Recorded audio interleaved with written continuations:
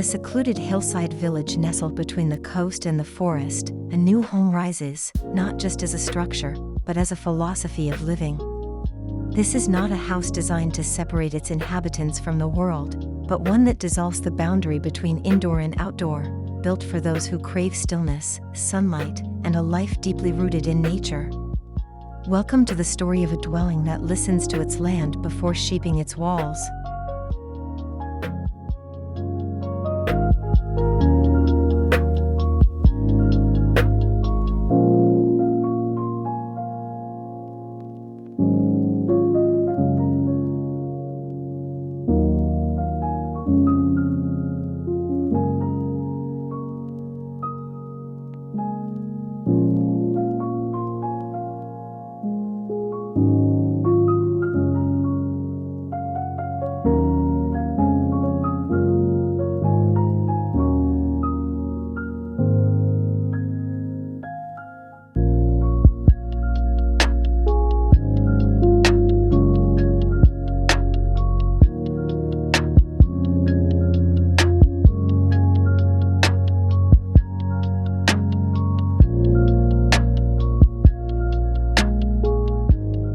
Before the foundation was poured or the first wall sketched, the owners spent weeks exploring the rugged coastlines and fragrant pine forests of the southern region.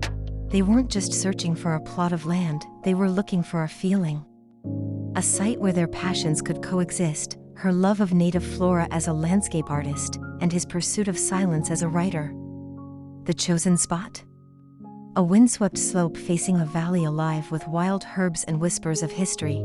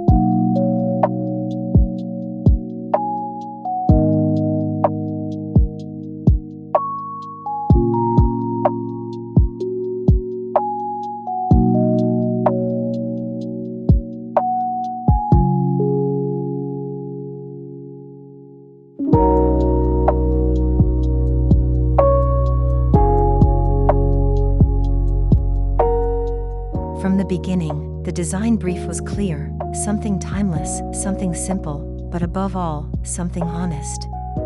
No ornate decoration, no architectural gimmicks. Just a place where sunlight could move freely, where walls could breathe, and where daily life could unfold without resistance. The couple wanted a space that didn't impose itself on the land, but rather disappeared into it.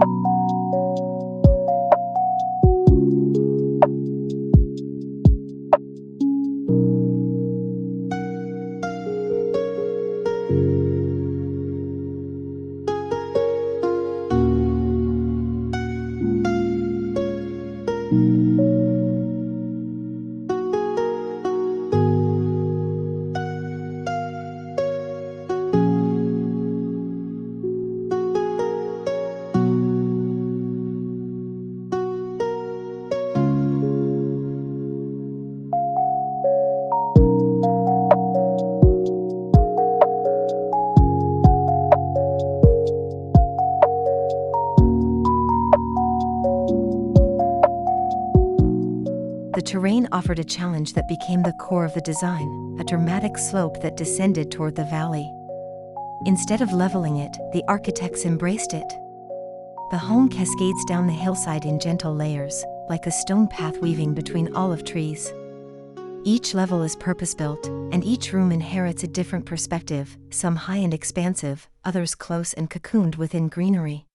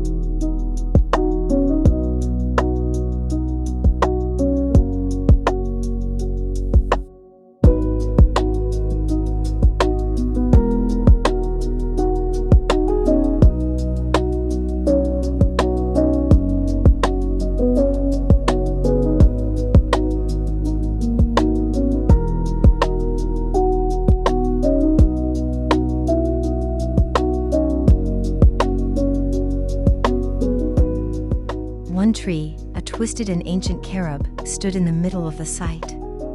It was never considered an obstacle, it became the anchor of the project. Rather than remove it, the design enfolds it. A circular cut in the wooden deck allows the tree to rise proudly through the center of the outdoor living area. It reminds all who enter that this is not a house planted on land, it is a house growing with it.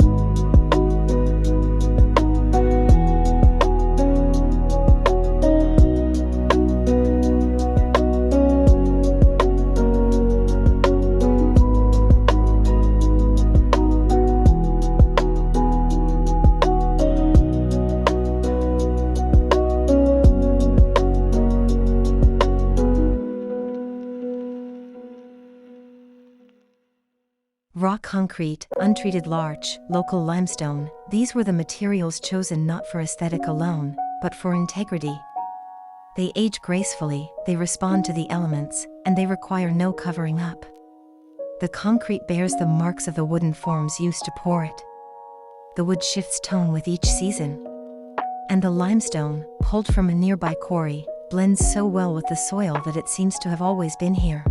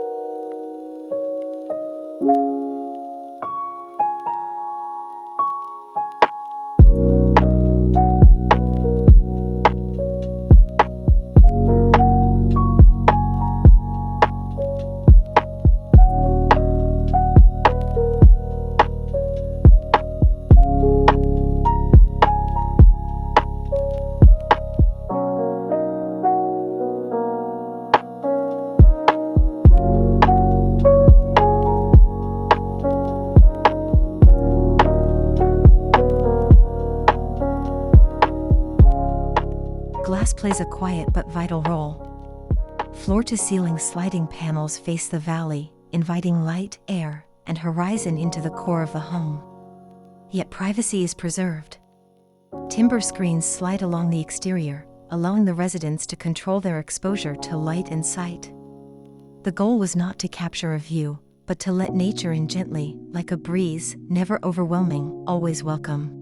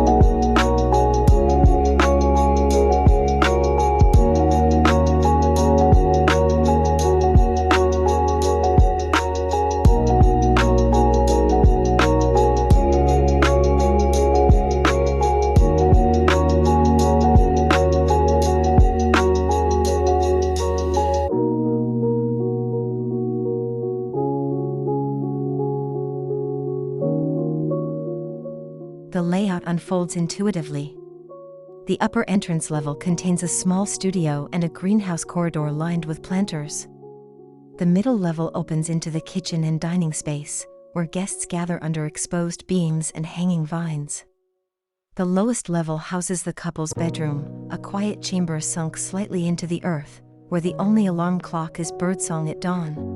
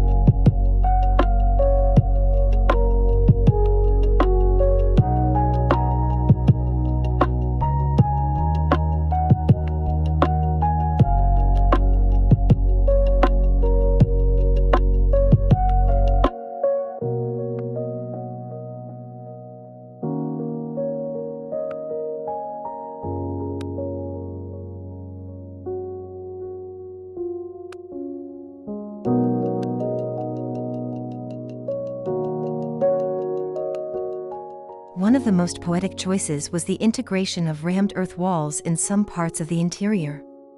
Using soil from the site, the builders compacted it into sturdy, textural panels. These walls regulate temperature and humidity naturally, offering comfort without machinery. They also carry a visual weight that feels grounded and ancient, as though they have always belonged to the land.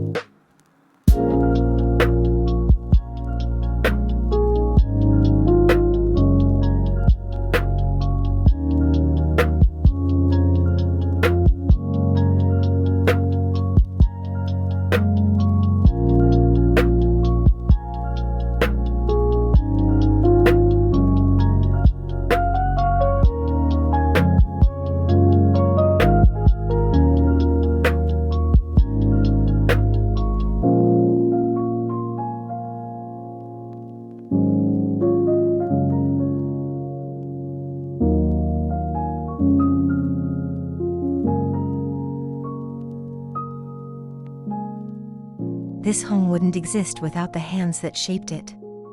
The project brought together artisans, local stoneworkers, and a young architect who preferred sketching under olive trees to drawing in sterile offices. Each part of the home tells a story of cooperation: the carpenter who hand-fit every plank of the floating staircase, the mason who adjusted each stone by instinct, not blueprint.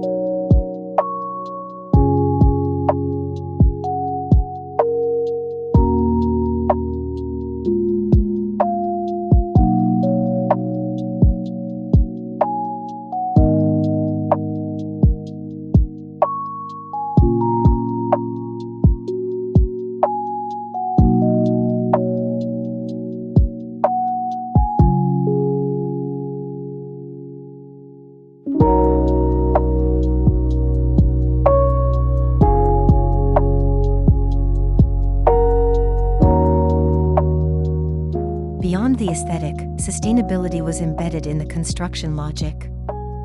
Solar panels are tucked along the upper terrace. A grey-water system irrigates the vegetable gardens. Passive design strategies, cross-ventilation, thermal mass, shading, mean that artificial heating and cooling are rarely needed. But more than technology, the true sustainability lies in how the home teaches its inhabitants to live with less and feel more.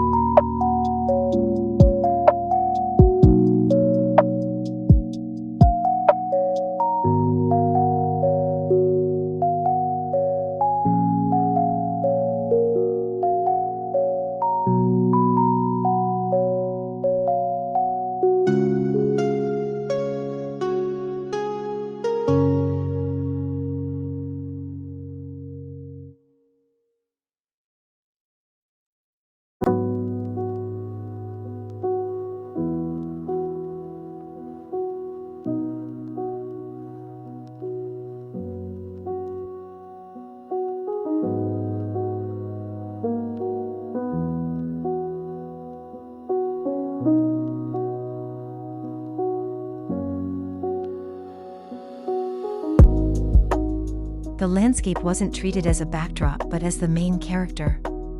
Over 70% of the site is dedicated to native planting, cultivated by the owner herself. Walkways meander between lavender fields and edible shrubs. A small amphitheater carved into the hill becomes a space for reflection, storytelling, or simply listening to cicadas. This is a place where the outdoors isn't visited, it is lived in.